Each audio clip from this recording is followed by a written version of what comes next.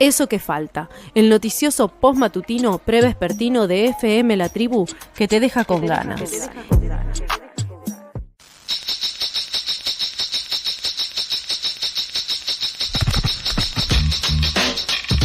Esta cortina que antecede que está llegando Santi Marino, me lo imagino entrando con los brazos en alto, una sonrisa de oreja a oreja. Imagino que será una semana muy hermosa para Santi Marino. ¿Estás ahí, Santi? Estoy acá. ¿Estoy en lo cierto? Paso a paso. Falta coronar mañana. Bueno, para que sea una semana perfecta. Pero cuánta ambición, viejo, pará un segundo. Sí, nuestro líder así lo demanda. Bueno. Recordemos que esta columna ahora en ausencia de Agustín, sí. Temporalmente volvió a ser una columna gallardista, porque Agustín tiene cierto encono contra el compañero Marcelo Daniel. Sí, y aparte también se nos fue este año Ale de Masi, que venía a cumplir con la pata no gallinacia, ¿no? Sí, ¿sabés qué? Es cierto, ¿sabés que estuve con nuestro común amigo? Es cierto. En Átomos, el miércoles pasado, en ocasión de la celebración del nuevo disco de Manu Chao, que el amigo Gastón Montes me invitó ahí a una serie de gente muy que sabe música, y yo, digamos, mi sensación era, ¿por qué estoy yo acá? Porque lo quiero mucho a Gastón y me gusta mucho Manu Chao. Y además, minutos antes de que me convirtiera en un cholulo full, porque saqué una foto con mi músico favorito, ¿viste? Así. Bien, le pregunté al compañero de Masi por su regreso al grupo de WhatsApp de Fuerte al Medio. ¿Qué te dijo? A ver. En la semana previa al Superclásico. Me dijo que no, que nada que ver, que no había relación entre A y B. Pero bueno, me hizo acordar ahora. Es cierto, porque apareció justo la semana anterior al Superclásico, tiró un mensaje ahí. Tiró un mensaje, se fue por la tangente. Sí. Pero bueno, la semana termina mañana, May. Bien, perfecto, listo. Pero sí, estoy contento, se nota en mi tono de voz, me imagino. Sí, yo pensé que hoy nos ibas a atender con un hilito de voz, a veces te pasa, pero no es el caso. Bueno, claro, no fuiste a la cancha, no estaban de visitante. Claro, serenidad con las manos para abajo. Bien, muy bien, paso a paso. Bueno, y lo que tenemos para hoy es una especie de picadito de noticias, podríamos decir, porque tenemos ahí como una amplia paleta de temas para ir abarcando poco a poco, ¿no? Sí, exactamente, ese sería el título correcto, bien. Picadito de noticias sobre regulación de plataformas. Espectacular. ¿Sí, ¿quién pudiera tener un picadito de noticias sobre medios? La verdad, Marino, te felicito. Vos sabés que de la mañana, cuando empecé a pensar en el tema de la columna, me aparecían 4 o 5 cuestiones algo novedosas que tenían, por un lado, relación con lo que hemos hablado, si mal no recuerdo, en los últimos 2 episodios de Fuerte al Medio. Hace 2 semanas, creo, hablábamos de el conflicto que está llevando adelante Twitter con el gobierno de Brasil, y la semana pasada sobre el acuerdo entre Google y el estado de California. Pero además tenían una especie de hilación estas noticias entre sí. Había un factor común, primer caso de factoreo, despejar la X, que las unía, que tiene que ver con ese tema, que es el de regulación de plataformas, pero también podríamos pensar, si querés, en un segundo caso de factoreo, ¿no? Factor común por grupos. Mirá que profe de matemáticas que me puse. Mirá qué pasó, Marino, ¿te equivocaste de carrera? Creo que es lo único que sé de matemáticas. Que ese segundo elemento compartido tendría que ver con la incidencia de las plataformas en la vida cotidiana de las personas, que casualidad, es un tema que interpela a Fuerte al Medio en las últimas 2 décadas, ¿no? En los últimos 20 años, que siempre fue el enfoque que le planteamos más allá de la perspectiva de derechos humanos, si querés, del derecho humano a la comunicación que guía esta columna, y también de la línea editorial que expresa Fuerte al Medio, que es que a todos los sistemas de medios los tiene que regular el Estado, no por una visión estadocéntrica, sino porque si no lo regula el Estado, lo regula el mercado y el uso social, y eso puede ser lesivo para los derechos de las personas, específicamente. ¿Cuáles son esas noticias que podríamos ver si hilvanan frente a estas 2 cuestiones? La centralidad de la relación entre el Estado, el funcionamiento de las plataformas y la regulación, y la incidencia en la vida cotidiana de las personas. Bueno, la primera es que hay novedades respecto del caso de Brasil.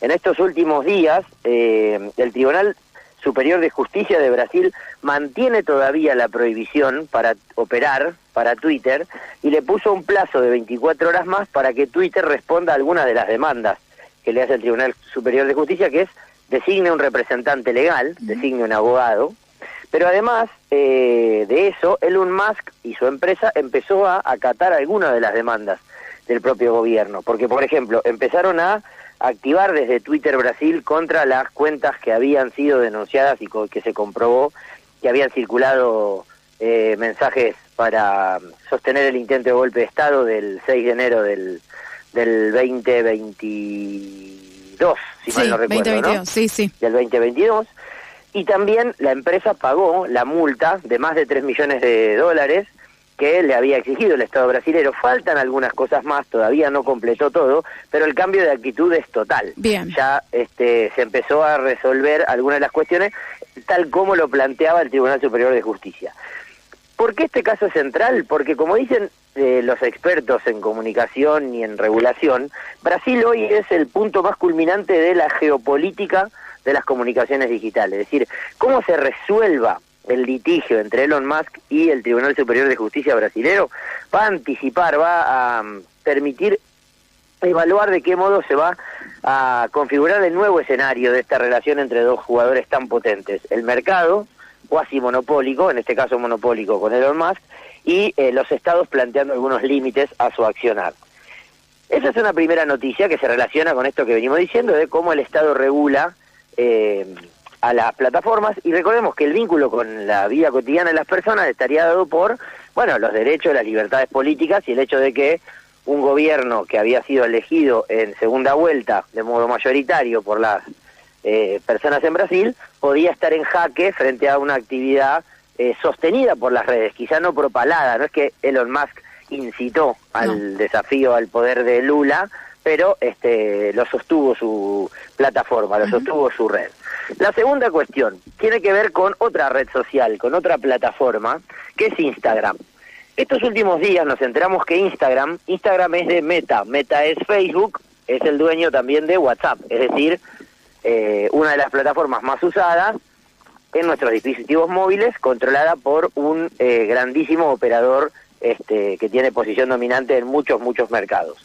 Bueno, hay noticias que circulan tanto en Europa como en Estados Unidos de límites al funcionamiento de Instagram tal cual los conocemos, no en lo que tiene que ver con la circulación de mensajes y la producción de discursos, esa que haría reaccionar a Elon Musk respecto de algún tipo de cercenamiento de la libertad de expresión, sino del modelo de negocio y lo que está haciendo Instagram con los datos de las personas, sobre todo las personas más vulnerables, por ejemplo las juventudes, claro, jóvenes, niños, niñas y adolescentes.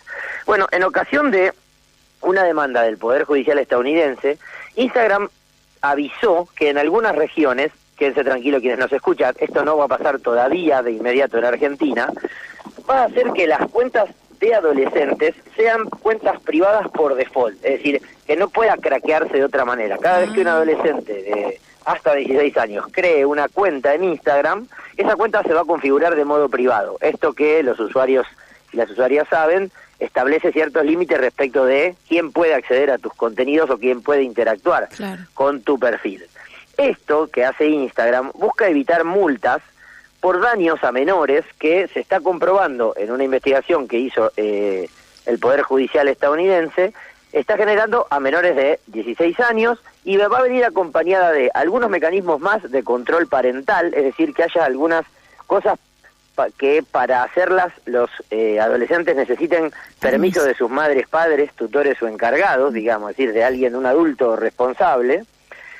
Por ejemplo, no van a poder ser más etiquetados en ninguna publicación por terceros y no van a poder intercambiar mensajes con aquellas personas con las que nunca hayan intercambiado mensajes. Esto es bastante significativo porque reduce la posibilidad de cierto acoso. Claro. Exactamente, ¿no? Exactamente, el grooming que pueden sufrir estos usuarios, este tipo de usuarios, este perfil específico de usuarios.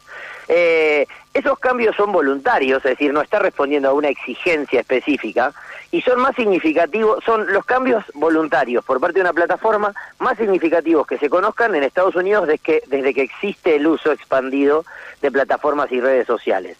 Aún así, Meta no cumple con todos los pedidos, por ahora son pedidos, por eso decimos que son cambios voluntarios, y no hay una normativa que así lo establezca. A partir de un diagnóstico de cómo están usando las plataformas los datos de las personas y qué hacen con ello, la legislación estadounidense está estableciendo que deberían haber algunas exigencias más, como por ejemplo que el permiso para hacer algunas cosas por parte de los adolescentes alcance a crear la cuenta, es decir, que un menor de 16 años no pueda crear la cuenta sin permiso de un adulto responsable, y la limitación respecto de el algoritmo de recomendación, que es parte de lo que hemos dicho la semana pasada, por ejemplo, convierte a estas plataformas en más que meros intermediarios, y es lo que genera que se vayan configurando perfiles a partir de lo cual se puede recibir publicidad muy vinculada a los intereses particulares de cada usuario, o bien información muy sensible respecto a los intereses que cada usuario con sus gustos, con sus recorridos, con sus cliqueos va haciendo, digamos que es el corazón del negocio, ¿no? El meollo del negocio.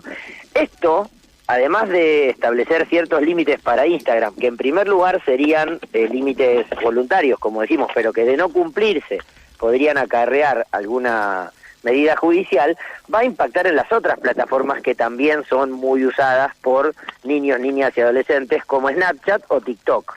Snapchat no es una plataforma muy usada en nuestro país, pero es una plataforma que tiene algún sector social, algún sector etario, perdón, muy usado, sobre todo vinculado a lo efímero de las publicaciones, y TikTok sí es una plataforma muy usada. Terminaremos hablando en nuestro picado de noticias de cuestiones vinculadas a TikTok. ¿Te puedo hacer una pregunta, sí, Santi, claro, sobre Instagram? Porque justo ahí estaba revisando, por ejemplo, acá en Argentina, personas que tengan al menos 13 años pueden registrarse en Instagram. Sin embargo, sabemos muy bien que hay niños, niñas menores de 13 años que tienen sus cuentas en Instagram, porque es muy simple decir, sí, tengo más de 13, chau, continúa con el registro y abrime una cuenta nueva. Digo esto porque pensando en esta nueva disposición de Instagram en Estados Unidos, donde habrá diferentes requisitos para poder reservar o preservar un poco más las identidades de estos niños, niñas y adolescentes, ¿qué otras cosas se pueden hacer que no sea solo que el pibe o la piba diga, sí, tengo más de 13, continúa creando mi nueva cuenta? Claro, que no sea una declaración jurada, digamos, ¿no? Que se note cómo funciona. Bueno, uno de los mecanismos que podría hacerse es vincular el dispositivo, el aparato desde el que se va a realizar la apertura, a una identidad. Y esto que hacemos algunas madres o padres cuando nuestros hijos o hijas usan algún dispositivo, ¿no? Que es que haya una notificación de la actividad que le llega al tutor, o el encargado, a la persona adulta, no me sale decir operativamente, ¿se entiende? O sea, cada vez que Anita quiere aceptar una solicitud de amistad te llega a vos. Para jugar a un juego, nos llega a la mamá y a mí una notificación en la cuenta de correo que creamos para tal fin. Bien. Ese es un mecanismo, y sin la aceptación desde esa cuenta no puede darle eso. Bien.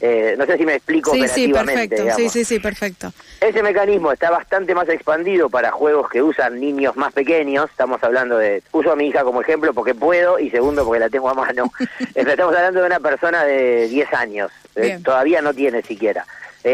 Cuando hablamos ya de alguien que crea su propia cuenta de Instagram, que podría pasar dentro de 15 minutos, digo, de 10, 11 para arriba, es más difícil porque ya no están pensando en un jueguito para interactuar en la escuela, están pensando en, como vos decís, crearse una plataforma de una red social esta más expandida, ¿no? Tipo Instagram o TikTok. Claro, exactamente. Ese es un mecanismo, pero podrías obligar a la plataforma a que lo hiciera, por ejemplo. Hoy por hoy es un atributo que tienen algunos juegos para que los madres y padres estemos más tranquilos, digamos, y entonces sí, como tiene esos mecanismos de control, dejamos que lo use. Claro. Después están los descriptores también, eso tiene que ver más para contenidos de ficción, por ejemplo, ¿no? La inclusión de descriptores respecto de qué es la plataforma, qué hace, qué permite hacer, cuáles son sus contenidos, que tienen que ser lo más detallados posibles. Esa es otra exigencia que se le puede plantear a la plataforma. Bien. La tercera noticia proviene de Argentina, y es que podríamos haber hecho la columna específicamente sobre esto, pero me parecía que digamos, en algún momento lo vamos a hacer y vamos a hablar con alguna integrante del colectivo. El colectivo Periodistas Argentinas presentó la semana pasada el informe sobre hostigamiento a periodistas en redes sociales, esto que se denomina como ciberacoso, y que da cuenta es como una faceta más específica de el enfrentamiento con los periodistas, del que también ya hablamos aquí en Fuerte al Medio, se lleva adelante en el entorno del gobierno de Javier Milei. Ahí una serie de periodistas encolumnadas en ese colectivo da cuenta de cuantitativamente cuántos mecanismos de acoso han sufrido quienes ejercen la profesión del periodismo y qué diferencia muy significativa hay en relación a las periodistas mujeres, digamos, ¿no? Que lo están sufriendo mucho más que los periodistas varones o de otros géneros. Y ahí, si ustedes piensan en la relación del primero o segundo caso de factoreo, nos volvemos a poner en la cuestión de por qué permiten que esto suceda a las plataformas que sin embargo pueden permitir que un tipo de contenido no llegue si así lo decide el anunciante. ¿Me explico? Sí. O sea, ¿cómo ser... si vos podés salir a bloquear cuentas frente a una denuncia, ¿cómo generan su uso, la cultura del uso de estas plataformas, este tipo de mecanismos y además con la dificultad de identificar a las personas que llevan adelante estos actos, ¿no? El anonimato es una de las figuras centrales de este acoso, que es un acoso más allá de lo que sufran las personas en particular, la periodista A o B o C, lo está sufriendo el ejercicio del periodismo en el contexto de la democracia, permitido, si no coadyuvado, por las plataformas digitales. Eso sería una tercera noticia, ¿no? Que tiene que ver con el uso de la tecnología para establecer un contexto de cierta dificultad de un debate público robusto y sin hostigamiento. Y la cuarta noticia que nos derivará en el último punto sobre el que quiero hablar, que es el de TikTok, es que se conoció un informe del gobierno de Estados Unidos, el tribunal, la FCC, el regulador estadounidense, que afirma que la política de datos, el uso de los datos personales que hacen las grandes tecnológicas, las Big Tech, como decíamos el otro día, hablamos de Meta, que tiene a Instagram y a WhatsApp, hablamos de Google, hablamos de TikTok, hablamos de Twitter, es decir, todas, sin distinción aquí de para qué sirve cada una de las plataformas, puede poner en peligro la privacidad de las personas y exponerlas a situaciones muy peligrosas, sobre todo a los niños, niñas y adolescentes, por eso lo que planteábamos con el caso de Instagram, pero ya no solo en términos de qué hacen con nuestros datos a partir del modelo de negocio, sino en relación a la salud mental de los usuarios y usuarias.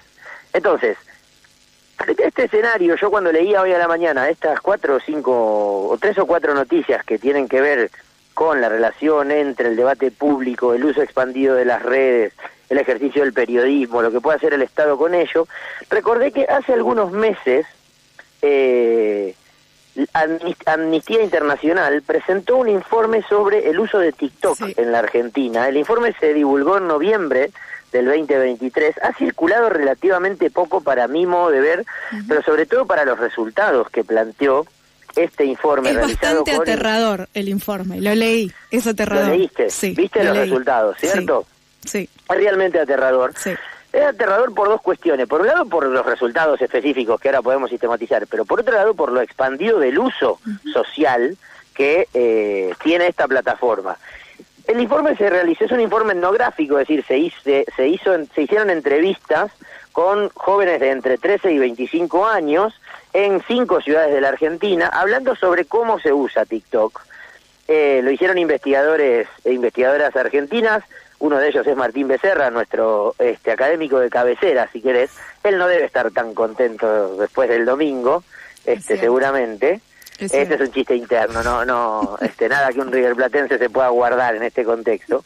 Pero lo hicieron otros investigadores. No es solo una investigación sobre el modelo de negocio, sino que también se combinó el modo de uso de esta plataforma. Y lo que arroja es ciertamente preocupante, no solo en términos ahora sistematizaremos algunas cuestiones cuantitativas, aunque es difícil dar datos por radio, mostrar gráficos por radio, sino también lo que hace en relación a la salud mental de las personas que usan TikTok.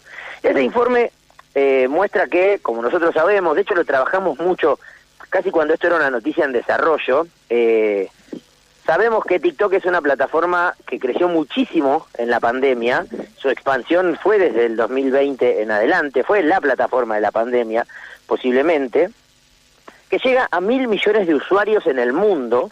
Estamos hablando de algo así como el 20% de la población, ¿no? Hay entre 6 o 7 mil millones de habitantes en el mundo. Bueno, 1.000 son usuarios de TikTok. En Argentina, al momento que se realizó el informe, había 16.200.000 usuarios de TikTok, mayores de 18 años. La empresa no notificó cuántos menores de 18 años son usuarios de TikTok, no se los notificó a los investigadores cuando hicieron esta consulta, y sumó un tercio de esos 16 millones reconocidos en el último año, del 22 al 23, es en el último año del que se realizara el informe, claro. Habían sumado 5 de esos más de 16 millones de usuarios que tiene esta plataforma. El informe muestra en términos cuanti, que sería habilitaría un análisis de decir, cuánto tiempo que perdemos, pero realmente es bastante. TikTok es la plataforma que más se usa, es decir, a la que más tiempo se destina para usarla, 20 horas mensuales. 20 horas mensuales, uno diría, bueno, no parece tanto. Pensemos que alguna de los cambios que implementa Instagram en esta noticia que planteábamos, que estos cambios voluntarios para adecuarse a lo que le va a pedir el Estado en Estados Unidos, establece un tope de desconexión, es decir, que vos después de usar una hora, la aplicación se te cierre sola, y que para seguir usándola tengas que volver a loguearte, por ejemplo. Bueno, TikTok tiene eso en algunos territorios del mundo, no lo tiene en Argentina, y se lleva 20 horas mensuales su uso. Supera por bastante a Instagram, 17 horas usamos la plataforma de Meta, y 15 horas y media usamos Facebook, la otra plataforma de Meta que está como en franca decadencia, ¿no? Está perdiendo en la capacidad de tiempo, sobre todo del tiempo de los usuarios, casi digo audiencias. Pero el problema más grave, y entiendo que eso es lo que te aterró, ahora me lo decís, May, cuando leíste, tiene que ver con lo que genera con la salud mental de las personas, ¿no? Por un lado, la percepción del tiempo queda absolutamente desconfigurada, es decir, hay una sensación de entrar en una especie de bucle del tiempo y los usuarios no se dan cuenta de cuánto tiempo ha pasado, pero sobre todo lo que no se dan cuenta es con quién están interactuando, porque uno de los efectos que tiene esta plataforma es la opacidad del algoritmo, es decir, no sabemos por qué nos va recomendando random, no es random, como azarosamente el tipo de contenidos que nos genera, sino la opacidad respecto de quién conoce lo que captura de nuestros teléfonos, porque el modelo de negocio de TikTok es capturar toda la información que tenés vos en tu teléfono, qué plataformas usás, qué búsquedas haces en las plataformas de búsqueda, justamente para ir generando perfiles de usuario tan específicos que termina siendo como una especie de droga que no puedes dejar, porque como todo el tiempo te muestra cosas que te interesa, eso se retroalimenta y no se puede parar, como diría la canción. Exactamente, y tiene esto, a mí me pasó particularmente en la pandemia, un día descargué TikTok y a las poquitas semanas de repente me di cuenta que una madrugada de pe a pa, así abriendo y cerrando los ojos, había estado 4 horas mirando videos y automáticamente lo desinstalé. Esa fue mi relación con TikTok, porque efectivamente quedé atrapada, ¿no? Entonces imagínate, soy una persona adulta, ¿no? Mayor, con ciertos criterios, imagino que a pibas, adolescentes, esto es mucho más difícil, quizás de identificar, ¿no? De que efectivamente te está pasando, que estás ahí adentro de algo que, bueno, te morfó directamente.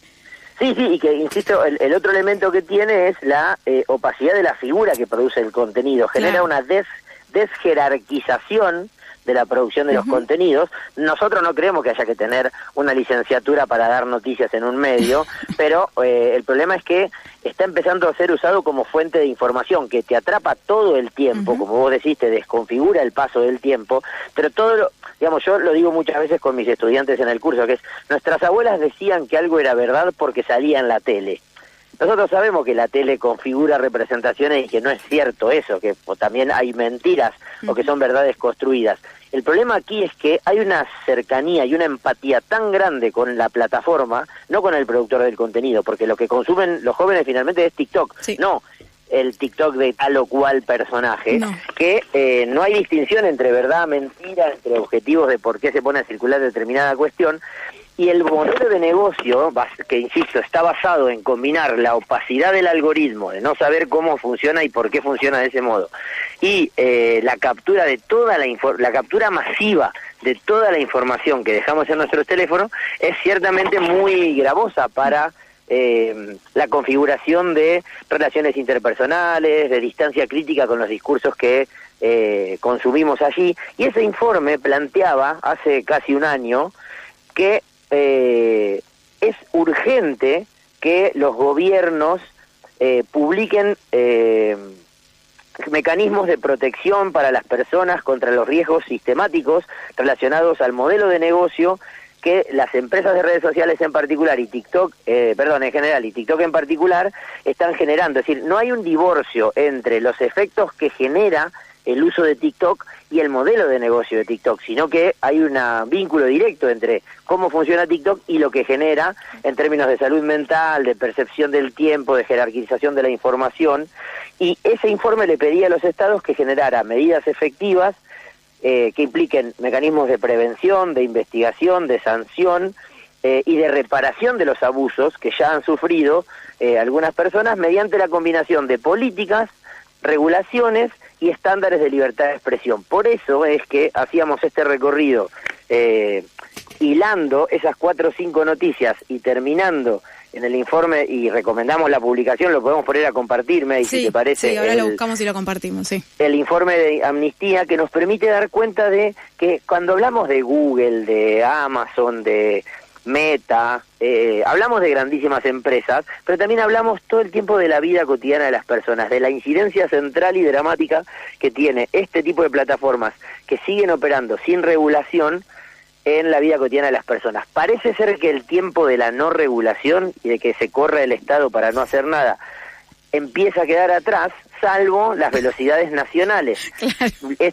Esto que vemos en Europa y lo que vemos en Estados Unidos como novedades casi semanalmente, no es esperable que suceda pronto en Argentina. No. Bueno, mientras tanto, está bueno entonces como población activa estar al tanto de estos informes que se van haciendo, ¿no? Y poder estar al tanto también de cómo se van jugando no solo nuestros datos, sino también el derecho a informarnos, ¿no? y a comunicarnos claramente, porque más allá de lo adictivo, que es súper preocupante, es cierto que nuestros algoritmos cada vez nos encierran aún más en qué cosas vemos o se nos dejan ver, ¿no? Sí, es esa idea de las burbujas de ocio, claro, de la que hablaba Roberto Igarza, o de la burbuja informativa de la que hablaba Parisier, ¿no? Que es uno de los mecanismos que, acelerando el funcionamiento de estas plataformas, desde lejos pareciera que nos muestran un mundo plural y diverso, pero cada quien tiene una especie de etos muy propio y habla consigo mismo o solo con los que piensan como uno. Santi, un placer y un lujazo este picadito de noticias, te lo digo en serio. Bueno, muchas gracias, muchas gracias. Bueno, nos vemos, nos encontramos la semana que viene y vemos qué pasó la semana que viene. Esperemos, despacito. Despacito, muy despacito. Beso grande, Santi. Un abrazo fuerte, que andes bien. Pasó Santi Marino aquí en Fuerte al Medio con este picadito de noticias. Vamos a subir esta nota a YouTube y vamos a compartir el informe de Amnistía Internacional sobre TikTok también para que lo tengan ahí a mano y lo puedan recorrer.